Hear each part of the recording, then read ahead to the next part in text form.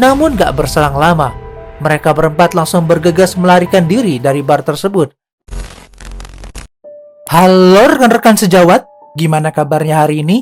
Tentu baik-baik aja ya. Kali ini AA akan membahas kasus penghilangan nyawa yang cukup simpel. Akan tetapi, kasusnya menjadi cukup rumit dan panjang karena pelaku dan teman-temannya merupakan anak dari sang penguasa yang memiliki jabatan tinggi dan berpengaruh di negara tersebut. Kasus ini sendiri sempat mendapatkan protes dari sejumlah pihak yang menuntut keadilan untuk sang korban. Sebelum itu, jangan lupa untuk like, share, dan subscribe.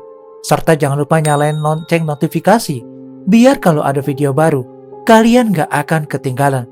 Gak usah berlama-lama lagi, langsung aja kita gaskan ke case-nya.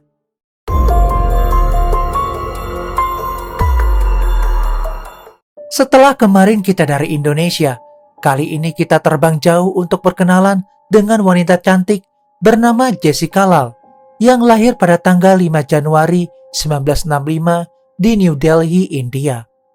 Ia merupakan anak dari pasangan suami istri, Ashit dan Mailat.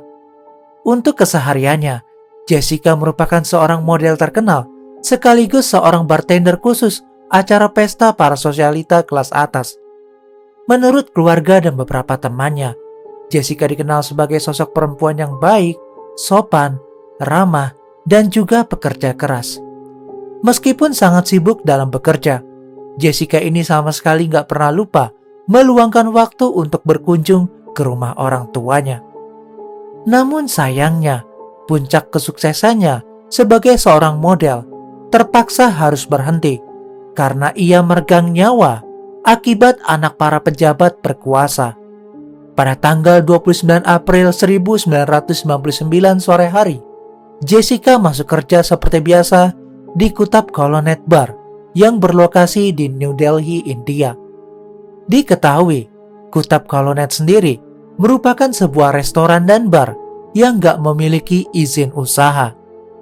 Nah, karena malam itu pengunjung bar sangat ramai, sekitar jam 12:30 dini hari, atau udah masuk tanggal 30 April 1999. Kebetulan, bar tersebut kehabisan stok minuman alkohol. Sehingga saat itu, Jessica pun memutuskan untuk menutup bar karena memang udah gak memungkinkan lagi untuk dibuka.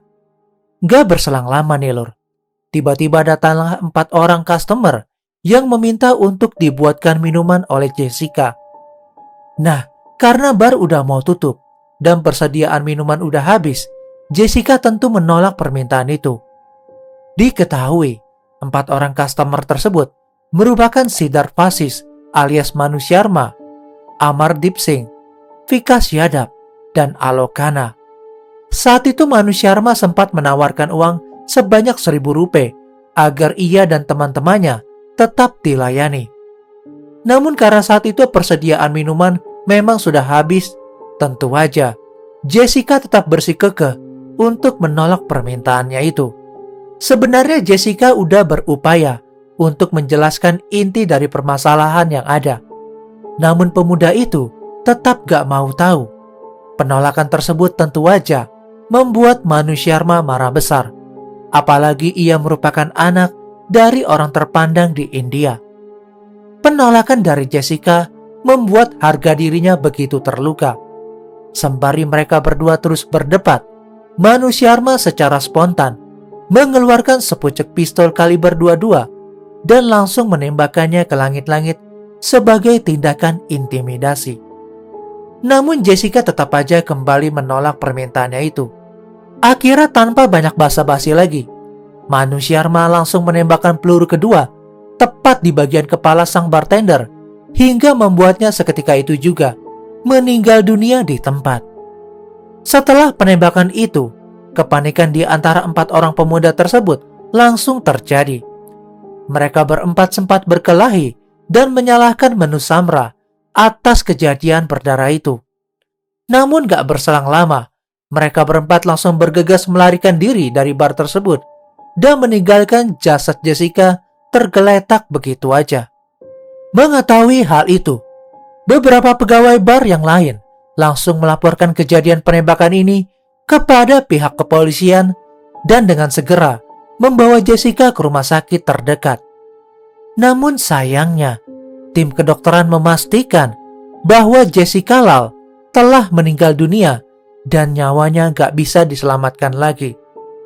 Nah, sedikit informasi mengenai profil dari Manu Sharma, sang anak penguasa. Siddharth Vasish, atau yang lebih akrab disapa Manu Sharma, lahir pada tahun 1977. Ia merupakan anak kedua dari dua bersaudara, pasangan Venod dan Sakti Rani Sharma. Ayahnya merupakan seorang anggota parlemen di kota Raja Sabar. Selain itu, ia juga memiliki beberapa bisnis yang sukses. Salah satunya adalah dua pabrik gula yang terletak di Haryana dan Punjab, India. Nah, sebagai informasi tambahan aja nih lur, juga diketahui bahwa paman dari Manu Sharma merupakan seorang menantu dari mantan presiden India. Manu Sharma yang sejak kecil memiliki penyakit asma ini menjadi kesayangan dan kecintaan orang tuanya. Diketahui, ia terbiasa hidup enak karena apapun yang diinginkan selalu dipenuhi. Selain itu, ia juga terlahir dari keluarga yang kaya raya. Manu Sharma menyelesaikan pendidikan SMA-nya di Mayo College, India. Setelah lulus dari SMA, ia melanjutkan pendidikannya di jurusan perdagangan Universitas Chandigarh hingga sarjana. Sementara untuk 3 orang teman Manu Sharma, yakni Vikas Yadav, merupakan anak dari seorang anggota legislatif di Haryana, India. Sedangkan Amardev Singh dan Alok Khanna merupakan anak yang terlahir dari keluarga kaya raya dan terpandang di India. Setelah kejadian itu, pihak kepolisian yang udah mengetahui bahwa dalang di balik kasus penembakan ini adalah Manu Sharma pun langsung mendatangi kediamannya untuk segera menangkap pelaku. Namun sayangnya, ternyata pihak berwajib kurang cepat nih lur. Diketahui, Manu Sharma bersama ketiga temannya ini menghilang untuk sementara waktu. Bahkan pihak keluarga juga mengaku sama sekali nggak mengetahui di mana keberadaan mereka berempat. Keluarga Manu Sharma menjelaskan bahwa mereka udah beberapa hari gak bisa menghubungi anaknya sama sekali. Selanjutnya, setelah dilakukan pencarian selama berhari-hari, akhirnya pada tanggal 4 Mei 1999, Amardeep dan Alok Khanna memutuskan untuk menyerahkan diri ke kantor polisi. Di sana keduanya menceritakan secara detail mengenai kasus pembunuhan tersebut. Setelah dilakukan interogasi, di hari yang sama pula, keduanya menjadi tahanan luar setelah mendapatkan jaminan. Berkat pengakuan keduanya, pada tanggal 6 Mei 1999, pihak kepolisian berhasil menangkap Manu Sharma yang bersembunyi di salah satu rumah yang ada di New Delhi, India. Ketika dilakukan penangkapan, senjata yang ia pakai untuk menghabisi Jessica nggak ditemukan.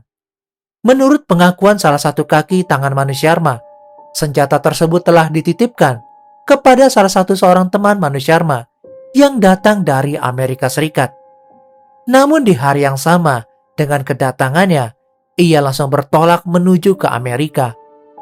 Di tanggal 19 Mei 1999, akhirnya Vikas Yadav juga menyerahkan diri ke kantor polisi. Selama dalam pelarian, Yadav mengaku bahwa dirinya bersembunyi di Mumbai, India. Selanjutnya, di hari yang sama pula, Yadav menjadi tahanan kota dengan jaminan. Sidang perdana untuk kasus ini digelar di Pengadilan Negeri New Delhi, India pada tanggal 3 Agustus 1999. Saat itu Manu Sharma didakwa telah melakukan penghabisan nyawa dan pengerusakan barang bukti. Sedangkan untuk Yadav, Amardev, dan Alok Khanna didakwa telah melakukan konspirasi pengrusakan barang bukti dan membantu menyembunyikan pelaku tindak kriminal. Akan tetapi, sidang kasus ini mengeluarkan putusan yang mengejutkan banyak orang. Saat itu karena kurangnya bukti-bukti akibat gak ditemukan senjata tersebut, majelis hakim menyatakan bahwa keempat terdakwa ini gak bersalah dan divonis bebas. Keputusan tersebut tentunya membuat masyarakat India, khususnya New Delhi, menjadi marah. Para warga dan gabungan beberapa aktivis menyatakan protes atas putusan tersebut. Mereka memutuskan untuk turun ke jalanan dan melakukan demo besar-besaran untuk menuntut keadilan terhadap Jessica. Di dalam aksi demo besar-besaran tersebut, para aktivis mengungkapkan kekecewaan mereka terhadap pihak kepolisian, jaksa, dan hakim yang mereka anggap lalai, menjijikan, dan korup. Setelah pembebasan tersebut, sebagai aksi demo dari warga, beberapa perusahaan milik keluarga Manu Sharma diboikot oleh warga India. Karena desakan dari masyarakat yang mencari keadilan untuk Jessica Lal begitu besar, pada awal Maret 2006, kasus ini kembali dibuka dan diselidiki lebih lanjut oleh pihak kepolisian yang berwenang saat itu. Di dalam penyelidikan tersebut, pihak berwajib juga langsung mengajukan petisi ke pengadilan tinggi untuk melakukan peninjauan kembali tentang kasus yang menimpa Jessica Lal. 22 Maret 2006, pengadilan tinggi mengabulkan permintaan tersebut dan memerintahkan untuk menangkap kembali keempat tersangka yang udah ditetapkan. 9 September 2006, Vinod Sharma yang merupakan ayah dari Manu Sharma memutuskan untuk mengundurkan diri dari anggota legislatif setelah didesak mundur oleh pimpinan partai. Hal tersebut terpaksa dilakukan karena Vinod Sharma terbukti telah melakukan suap kepada beberapa orang saksi yang dihadirkan pada persidangan waktu itu. Di tanggal 15 Desember 2006, sidang banding untuk kasus ini digelar di Pengadilan Tinggi New Delhi, India. Majelis Hakim Pengadilan Tinggi memutuskan bahwa Manu Sharma bersalah telah melakukan pembunuhan berdasarkan bukti yang ada, yakni 2 peluru bekas yang ditemukan di dalam mobil miliknya. Atas bukti-bukti tersebut, akhirnya Manu Sharma dijatuhi vonis hukuman penjara selama seumur hidup. Sedangkan untuk ketiga pelaku lainnya juga dinyatakan bersalah telah melakukan penghilangan barang bukti dan mereka divonis hukuman penjara selama 4 tahun. Vonis tersebut diketahui jauh lebih ringan dari tuntutan jaksa yang menuntut vonis hukuman mati. Majelis hakim beranggapan bahwa pembunuhan yang dilakukan Manu Sharma ini, meskipun disengaja, sebenarnya nggak direncanakan. Selain itu, hakim juga berpendapat jika Manu Sharma bukanlah ancaman untuk masyarakat. Setelah vonis tersebut, keempat pemuda itu harus menjalani hukumannya di penjara Tihar. Pada Juni 2020, Manu Sharma akhirnya dibebaskan dari penjara setelah menjalani hukuman selama 14 tahun karena telah berperilaku baik selama dalam tahanan. Oke lur, sekian dulu untuk kasus hari ini. Gimana nih menurut pendapat kalian? Coba komentar di bawah ya. Oh ya, kemungkinan untuk minggu depan AA mungkin bisa jadi nggak bisa upload 2 kali seminggu dikarenakan kondisi AA yang kurang sehat. Dan semoga dengan adanya kasus ini kalian bisa ambil pelajarannya ya yang baik dan buruknya. Dan untuk kalian selalu jaga kesehatan. I'm Jurnal AA and still next time, stay safe ya lur.